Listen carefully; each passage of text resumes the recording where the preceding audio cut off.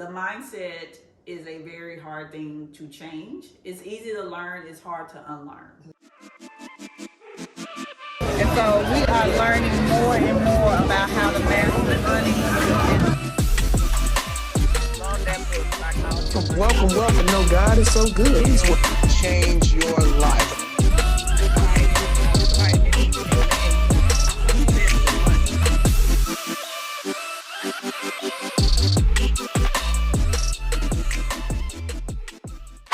Welcome to another episode of Mastering Money Mondays, episode 5, where each and every week we're going to infuse a topic to assist you in your transformation of one of being a debtor and or saver into one of being a wealth creator. Greetings, peace and blessings. I am Mr. Green, affectionately known as Mr. Flip Your 401k, and I help people learn about their 401ks so that they can launch or leverage it actually and then launch it into financial freedom. I am a private equity lender, I'm an investor, I'm an entrepreneur, and most of all, I'm a financial educator. Awesome. Hey guys, my name is Cynthia Pete. I am a real estate investor. I started in 2019 doing wholesaling. I've done fix and flips, and also right now looking to acquire assets. I am also a private money lender. I invest in people who are out there still doing the fix and flips. I'm gonna let y'all have that. Y'all can have my money. That's not my gift like we say in the church. Well, guys, I believe I have been called, one, to be a freedom fighter. I fight for you and not against you. And specifically, I feel like I've been called to be your financial freedom fighter. So you can be financially free to do everything that God has called you to do. That's what's happening. Hey, so check us out, episode 5. Just to headline this, when you look at us, hey, we haven't completely made it yet. So this is our journey. This is all of our journey, right? Mm-hmm. So episode 5, we want to talk about mindsets. Cynthia and I want to share the mindset that we have or still continue to have. And some of the things that we are doing to try to break free from that saver type of mindset in order to become a wealth creator. So Cynthia, when you think about mindset, just reflect, reminisce, and you may still be in this right now. Absolutely. What are some mindsets that you have or have had as a debtor or a saver as you're trying to break those chains to become a wealth creator? Definitely. So the biggest mindset is I love security, right? I am always thinking I am a recovering comfort addict, and I'm always seeking security. So for me, that translates into being a saver, right?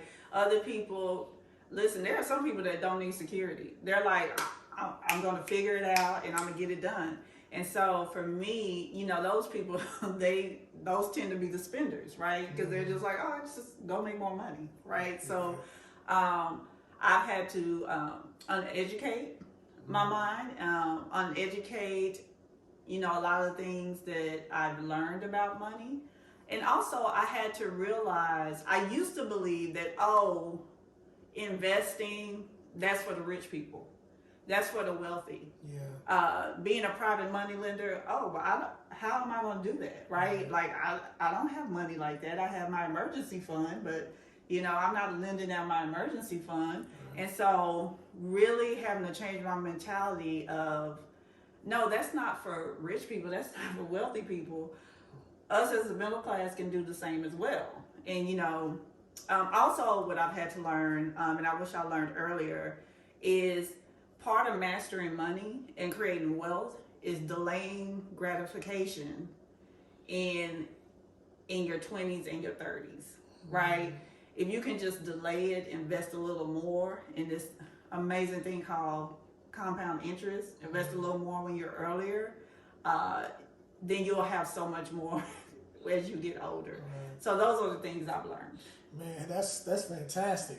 For me, as far as mindset, it's, you know, 2 in vogue songs come to mind when it comes to money. Okay, one, hold on to your love, ooh. And then the other, are you never gonna get it? Right. Are you never gonna get it? Hey, look, that was my mindset, and I'm still in there, right? Yeah. Because I've been broke before. Yes. Coming out of college, when I first got my first job, I was making like $24,500. I had a child on the way, so I was broke as a joke. And so anytime I got into any bit of money, I made sure that I held on to it tightly. Yes. Never let it go. And I also was in collections for some time in college as well, and I dreaded having those conversations with people trying to collect their money because they had credit card debt, Yes. consumer debt. And we're going to talk about that later, about debt, the difference between good debt and bad debt. So make sure, again, you continue to follow our episodes here and follow our journey. But because of that credit card debt, I was terrified of credit.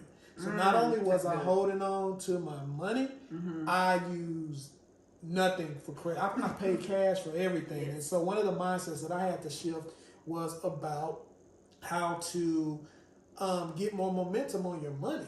How, yes, I mean, setting that money in a savings account is good because it's collecting a little bit of interest. But when you throw inflation into the mix, and when you throw your time horizon into the mix, meaning this is the plan that I have, like similar to what you said, I want to be at this level because when I was 26, I had set it in my mind to be out of corporate America by 36. Well, that's an ambitious goal and it's a doable goal. Yes. But you got to put some things in place in order to achieve that. And I simply wasn't doing it as a saver and being afraid of credit. So I had to shift that mindset of getting more momentum on my money, investing rather than saving, go ahead and releasing that seed, thinking it's the harvest, and then also being able to understand and learn how to understand how to manage and leverage other people's money via the form of credit. Okay, So, definitely. Yeah. Can I add one thing? Sure, absolutely.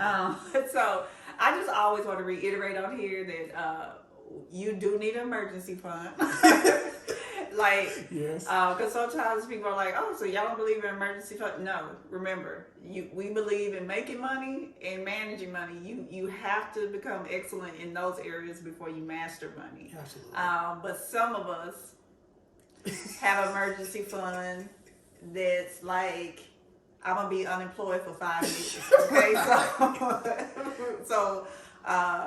so those of you who maybe have an emergency fund that's overfunded, and some of you, like most of America, are living paycheck to paycheck. Right. So with the emergency fund, you want 3 to 6 to a year worth of savings.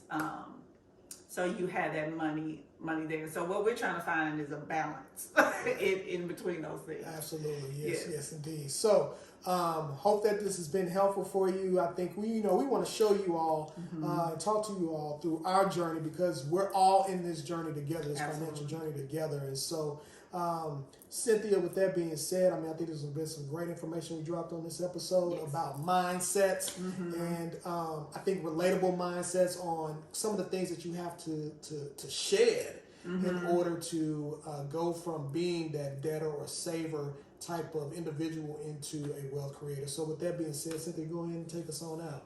All right, guys. So thank you for joining us today. We just the thing I want to reiterate is that the mindset is a very hard thing to change. It's easy to learn, it's hard to unlearn. So even in this journey where I have taken my 401k or my retirement and I've taken some money and invested on my own, I was petrified the first time I did it.